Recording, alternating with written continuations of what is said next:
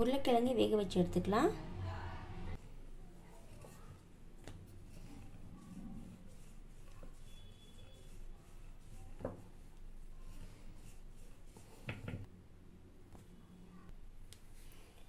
பாருங்கள், சூப்பராக நம்ம கட் பண்ணி எடுத்துக்கிட்டோம். இதெல்லாம் வேஸ்ட் பண்ண வேணாம். உருளைக்கிழங்கு வேக வச்சுட்டோம். இது கூடவே வெங்காயம், கொத்தமல்லி இலை, ஒரே ஒரு பச்சை மிளகாய் சின்ன சின்னதாக கட் பண்ணி போட்டிருக்கேன். இதில்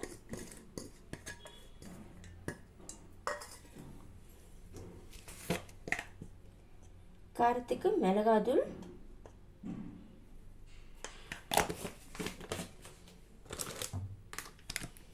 லைட்டாக சிக்கன் மசாலா, உருளைக்கிழங்குல உப்பு போட்டிருக்கேன். இந்த லைட்டாக வெங்காயத்துக்கும் இதுக்கு மட்டும் லைட்டாக போட்டுக்கலாம். நம்ம கை வச்சு நல்லா பிசைஞ்சிக்கலாம்.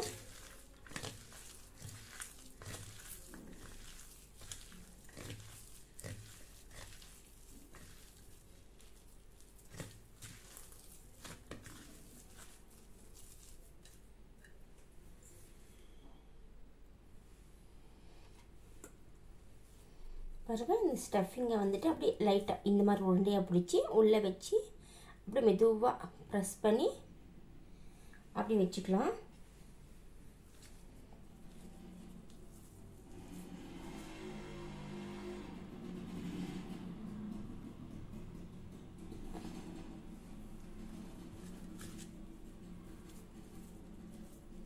இருக்கிறதெல்லாம் அதே மாதிரி நம்ம ரெடி பண்ணி வச்சிடலாம்.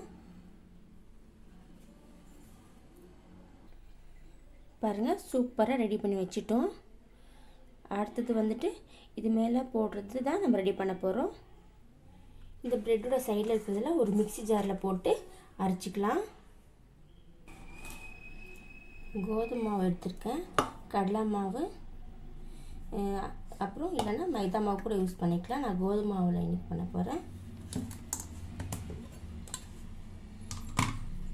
அந்த ப்ரெட் சைடில் இருக்கு இல்லைங்களா, அது நான் வேஸ்ட் பண்ணல. இதில் போட்டுக்கலாம்.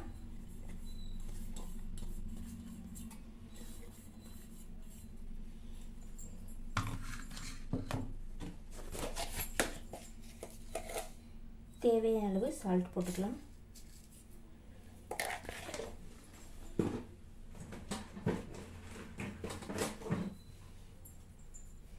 லைட்டாக மஞ்சள் போட்டுக்கலாம்.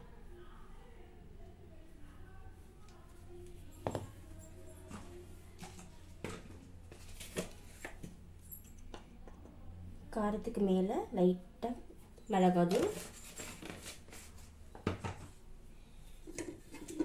கொத்தமல்லி இலை லைட்டாக போட்டுக்கலாம்.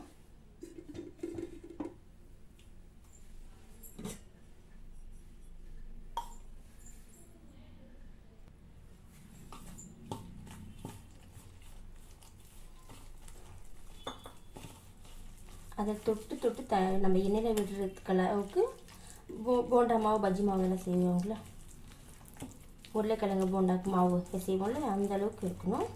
ரொம்ப கெட்டியாக இருக்கக்கூடாது, பார்த்துக்குங்க. கொஞ்சம் தண்ணியாட்டமே இருக்கட்டும்.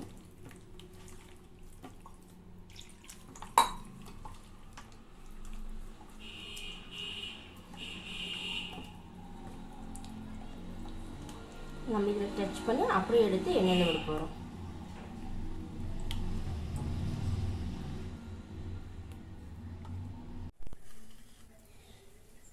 எண்ணெய் நல்லா சூடாயிடுச்சு.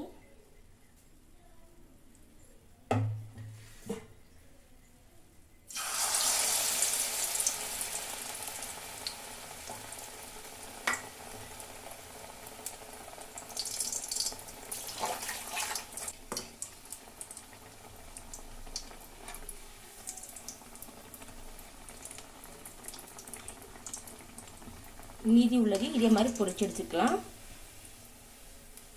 ரெடி ஆயிடுச்சு. இதே மாதிரி மெத்தடில் நீங்களும் ட்ரை பண்ணி பாருங்கள், சூப்பராக இருக்கும்.